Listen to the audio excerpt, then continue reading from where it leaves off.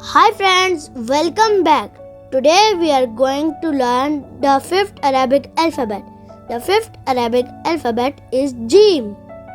Hi, my name is Jeem. Jeem. Jeem. Jeem. You can spell Jeem in English as J-E-E-M. Jeem.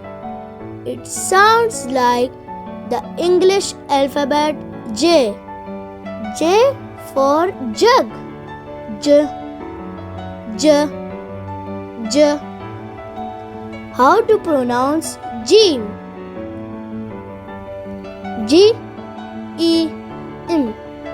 Jeem. G-E-M. Jeem. The words starting with Jeem are Jamal means camel, Jubn means cheese, and Jisr means bridge. Thanks for watching my video. Don't forget to subscribe for more videos. Bye friends.